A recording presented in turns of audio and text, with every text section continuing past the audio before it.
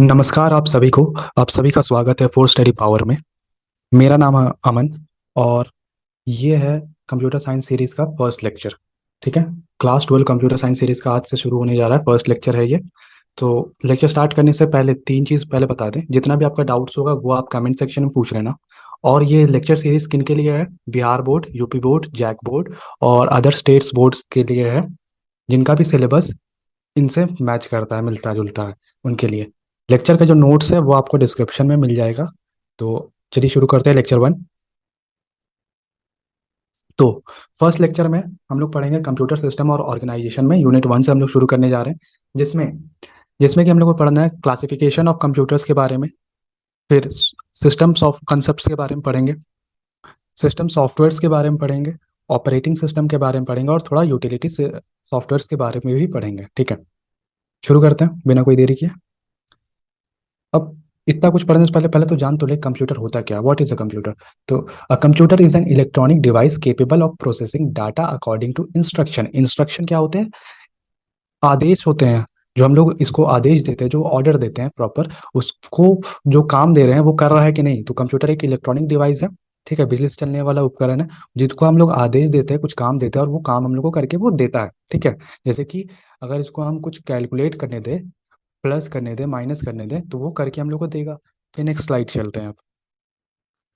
अब कंप्यूटर के बारे में तो पढ़ लिया, लेकिन कंप्यूटर किन किन चीज़ों से मिलके बना हुआ होता है। तो कंप्यूटर में होता है input device, output device. Input device का काम होता है कंप्यूटर में, जैसे हम लोग उसको निर्देश दे रहे हैं ना कंप्यूटर को, तो किन किन चीज़ों से हम उसको निर्देश देंगे।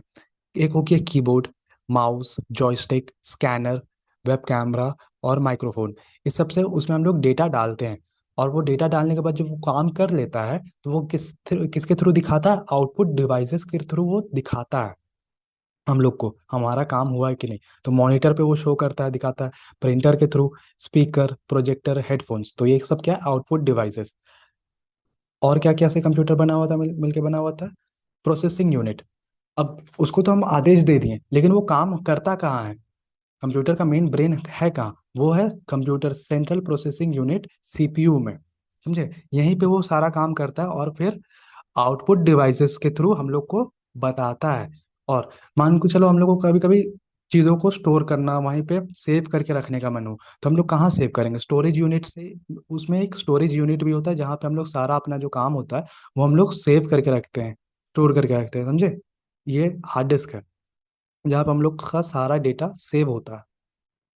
अब आते हैं कंप्यूटर के बारे में पढ़ लिए, कंप्यूटर का कंपोनेंट्स के बारे में पढ़ लिए, कंप्यूटर किस किस चीज़ों से मिलकर बना हुआ था। अब पढ़ते कंप्यूटर हमेशा तो ऐसे नहीं था। शुरू कहीं से तो हुआ होगा ना, छोटे से, फिर ना इतना एडवांस हुआ है। तो शुरू कहाँ से हुआ था? पहले कंप्यूटर को बनाया ही गया था कैलकुलेशन करने के लिए। समझे? पहला कैलकुलेशन कैसे किया जाता था? एबेकस। ये एक छोटा सा डिवाइस, एक खिलौना टाइप का लगता होगा, लेकिन ये बहुत इंपॉर्टेंट है पहले के ज़माने पे। इसको कैलकुलेशन करने में यूज़ करता था सब। ठीक है।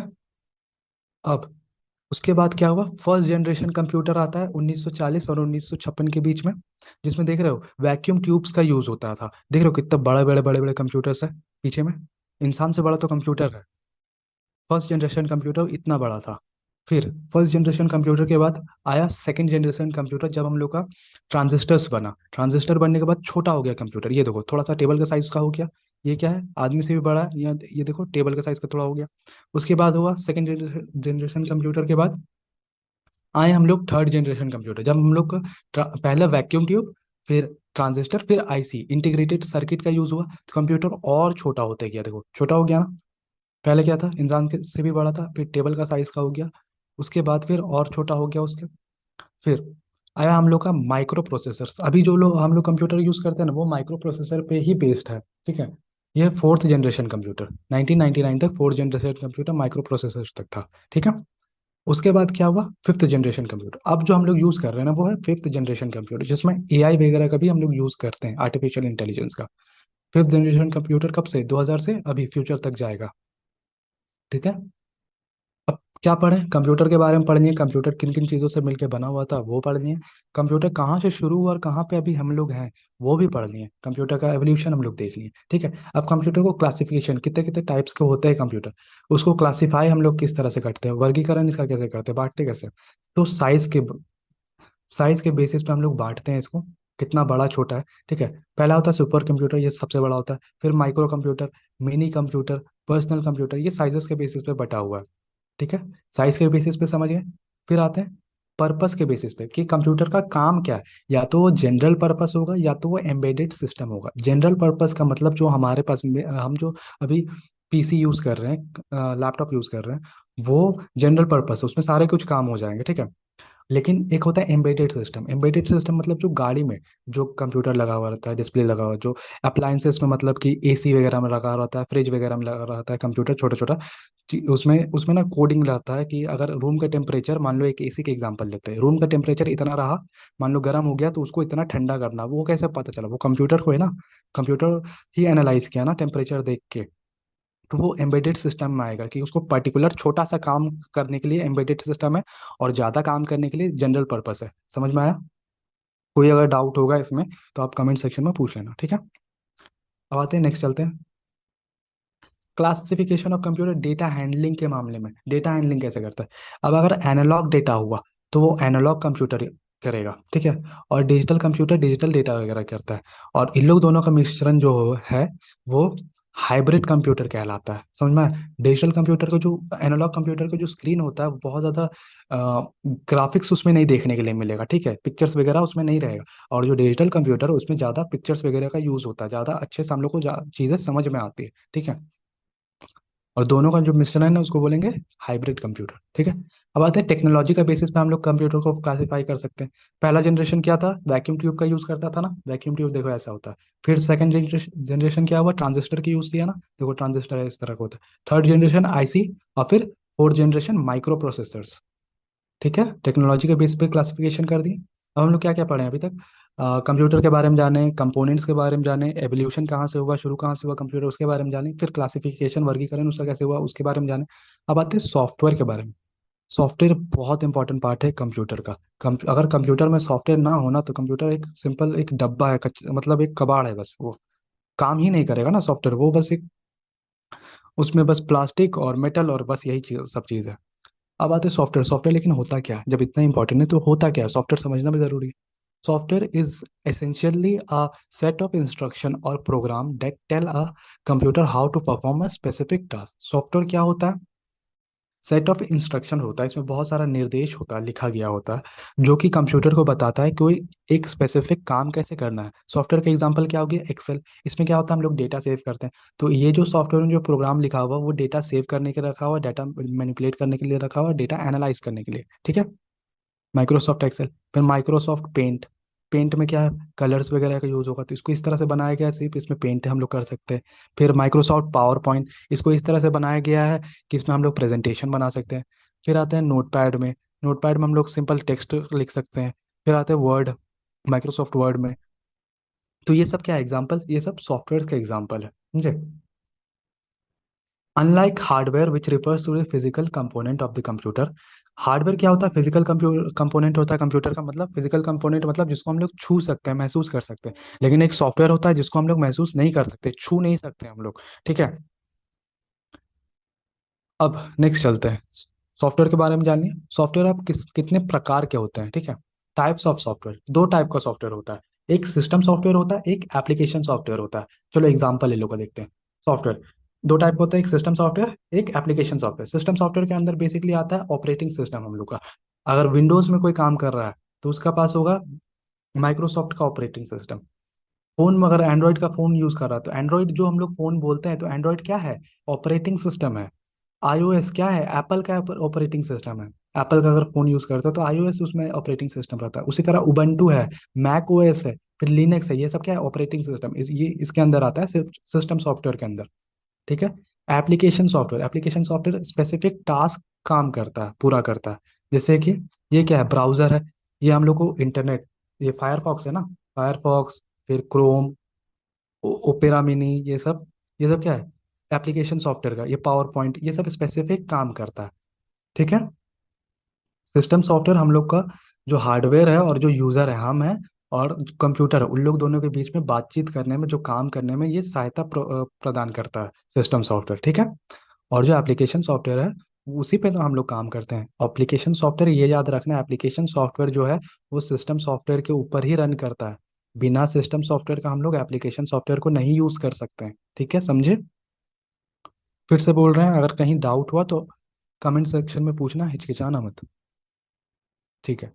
फिर आता है यूटिलिटी सॉफ्टवेयर, एक टाइप का सॉफ्टवेयर होता है, ये भी यूटिलिटी सॉफ्टवेयर। ये भी सिस्टम सॉफ्टवेयर के अंदर ही आता है। ठीक है। इसका काम क्या रहता है? कंप्यूटर के जो परफॉर्मेंस है, जो काम है, उसको और बेहतर बनाना। तो इसके अंदर आता है एंटीवायरस, इसके अंदर आता है। ठीक है। मान लो कंप्यूटर में वायरस आ गया तो एंटीवायरस का काम करता है, और स्लो कर दिया, वायरस आया स्लो कर दिया तो एंटीवायरस का काम करता है, वायरस हटाता है ताकि कंप्यूटर और फास्ट काम कर सके। फिर आता है डेटा रिकवरी सॉफ्टवेयर। जैसे कि अगर तुम्हारा कोई डेटा डिलीट हो गया, तुम्हारा कोई फाइल डिलीट हो गया, तो डेटा रिकवरी सॉफ्टवेयर से हम लोग उसको रिकवर कर सकते हैं। समझे? डिस्क क्लीनअप सॉफ्टवेयर, मान लो अगर तुम्हारा डिस्क में बहुत सारा यूजलेस फाइल्स है, बहुत मतलब कोई काम का नहीं है वो सब, तो उसको क्लीन करने में ये सब सॉफ्टवेयर काम करता है। और क्लीन हो जाएगा तो और फास्ट चलेगा और तेजी से चलेगा और स्मूथ चलेगा तुम्हारा कंप्यूटर। ठीक है। ये होता है यूटिलिटी सॉफ्टवेयर का काम। समझ गए? आगे, कंपाइलर, इंटरप्रेटर और असेंबलर, ये भी सिस्टम सॉफ्टवेयर के अंदर आता है। सिस्टम सॉफ्टवेयर के अंदर कौन कौन सा आता है? ऑपरेटिंग सिस्टम, फिर यूटिलिटी सॉफ्टवेयर, और तीसरा आता है कंपाइलर, इंटरप्रेटर और असेंबलर। देखो ये लोग क्या है? लैंग्वेज ट्रांसलेटर्स है। मतलब जो हम लोग सी प्लस पे प्रोग्रामिंग करते हैं ना, तो हम लोग को समझ में आता है, उसको बोलते हैं हाई लेवल लैंग्वेज। वो तो हम लोग इंग्लिश में लिख के प्रोग्राम कर रहे होते हैं ना। लेकिन कंप्यूटर कैसे समझे? कंप्यूटर का तो अपना भाषा है, वो तो जीरो और वन समझता है। तो कम उसी में काम आता है कंपाइलर, इंटरप्रेटर और असेंबलर। ठीक है। ये लोग क्या करता है? हम लोग जो कोड लिखते हैं उसको कंप्यूटर का मशीन लैंग्वेज में समझाने में जीरो और वन में कन्वर्ट करता है। समझे? तो कंपाइलर क्या होता है? Software that converts program written in high level language into machine language. High level language C plus plus language. ठीक है। वो उस पे जो प्रोग्राम लिखा हो रहा था वो मशीन लैंग्वेज में कन्वर्ट करता है। समझे? ताकि कंप्यूटर को समझ में आए। ठीक है। और वाइस वर्सा, जैसे ही कंप्यूटर मशीन लैंग्वेज में समझ जाता है, फिर मशीन लैंग्वेज से हाई लेवल लैंग्वेज में ही कन्वर्ट करता है, फिर से हमको बताने के लिए आउटपुट देता है। फिर आता है इंटरप्रेटर। इंटरप्रेटर भी कन्वर्ट करता है हाई लेवल लैंग्वेज से मशीन लेवल लैंग्वेज में। तो बोलोगे सर, ठीक है सर या भैया ऐसा, कि ये दोनों में फिर डिफरेंस क्या हुआ? कंपाइलर क्या करता है ना बाबू, कि वो ना एक बार में सारा कोड को ट्रांसलेट कर देता है, और इंटरप्रेटर क्या करता है? वो लाइन बाय लाइन ट्रांसलेट करता है। अब आते हैं असेंबलर। असेंबलर क्या होता है? ये एक सॉफ्टवेयर है जो कन्वर्ट करता है program written in assembly language में, जो प्रोग्राम रिटन होता है ना, उसको कन्वर्ट करता है मशीन लैंग्वेज में। ठीक है। आगे चलते हैं। यूटिलिटी सॉफ्टवेयर पढ़ लिए थे, कंपाइलर, इंटरप्रेटर और असेंबलर पढ़ लिए थे। फिर आते हैं ऑपरेटिंग सिस्टम में। ऑपरेटिंग सिस्टम किसका पार्ट था? सिस्टम सॉफ्टवेयर का पार्ट था। ठीक है। नीड क्या है ऑपरेटिंग सिस्टम का? हम लोग अभी तक ऑपरेटिंग सिस्टम पढ़ रहे थे। ऑपरेटिंग सिस्टम का नीड क्या है? An operating system is essential for a computer to function effectively. अगर एक कंप्यूटर को अच्छे से काम करना है तो उसको एक ऑपरेटिंग सिस्टम चाहिए। ठीक है। It acts as an intermediary between the user and the hardware. Hardware जो कंप्यूटर का हार्डवेयर कंपोनेंट है जिसको हम लोग छू सकते हैं, और फिर यूजर जो हम यूज कर रहे हैं, उन लोग दोनों के बीच में बातचीत करने में, समझे, यूज करने में काम करता है। Providing a user friendly interface and managing system resources. User friendly interface provide करता है और मैनेज करता है सिस्टम का रिसोर्स को। समझा? बिना ऑपरेटिंग सिस्टम को हम कंप्यूटर को यूज ही नहीं कर सकते, कंप्यूटर काम ही नहीं करेगा। अब आते हैं की फंक्शन। फंक्शन क्या है? इसका काम क्या है? मैनेज हार्डवेयर, हार्डवेयर को मैनेज करता है। Controls and coordinate computer components like CPU को मैनेज करता है, मेमोरी को मैनेज करता है। ठीक है। उससे जुड़ा जितना भी डिवाइसेस होता है, पेरिफेरल, उसको मैनेज करता है, जैसे कि कीबोर्ड हो गया, फिर माउस हो गया, ये सब जो अटैच होता है, फिर प्रिंटर्स वगैरह अटैच होता है, वो सबको मैनेज करता है। प्रोवाइड यूजर इंटरफेस प्रोवाइड करता है, GUI, मतलब एक ग्राफिकल यूजर इंटरफेस। मतलब कि हम लोग को दिख रहा है, इसका मतलब होता है दिखना कोई अच्छे से चीज। अगर ग्राफिकल यूजर इंटरफेस अगर प्रोवाइड नहीं करेगा ना ये, तो हम लोग को सिर्फ लिखा हुआ दिखेगा, हम लोग को पिक्चर्स वगैरह नहीं दिख पाएगा। ठीक है। जो अभी माउस हम लोग, ये माउस जो कर रहे हैं ना, ये ग्राफिक्स है। अगर ये OS ऑपरेटिंग सिस्टम नहीं होता तो ये माउस का जो एरो है ये हम लोग को नहीं दिख रहा होता, सिंपल एक कर्सर रहता बस। उसके बाद एप्लीकेशन को रन करने में हेल्प करता है, फाइल मैनेजमेंट करने में हेल्प करता है, मेमोरी मैनेजमेंट करने में हेल्प करता है, ये प्रोसेस मैनेजमेंट करने में हेल्प करता है, ये सब। ठीक है। नेक्स्ट स्लाइड में चलते हैं, चलो। Commonly used operating system. अब ऑपरेटिंग सिस्टम के बारे में जाने, उसका नीड जाने, उसका काम जाने। ठीक है। अब ऑपरेटिंग सिस्टम कौन कौन सा हम लोग यूज करते हैं? लिनक्स यूज होता है, यूनिक्स यूज होता है, लेकिन मेजरली क्या होता है? विंडोज हम लोग यूज करते हैं। विंडोज का नाम बहुत ज्यादा सुने होंगे। बॉस एक ऑपरेटिंग सिस्टम है इंडिया का, इसका फुल फॉर्म है भारत ऑपरेटिंग सिस्टम सॉल्यूशन। ठीक है। मोबाइल के लिए भी हम लोग यूज़ करते हैं, मोबाइल में एंड्रॉयड यूज़ करते हैं ना, एंड्रॉयड का ओएस यूज़ करते हैं। एप्पल का अपना एक ओएस है, आईओएस बोलते हैं। फिर जो बहुत पुराना मोबाइल था उसमें सिम्बियन यूज़ हुआ करता था। ये सब क्या है, ऑपरेटिंग सिस्टम है। नेक्स्ट स्लाइड में चलते हैं।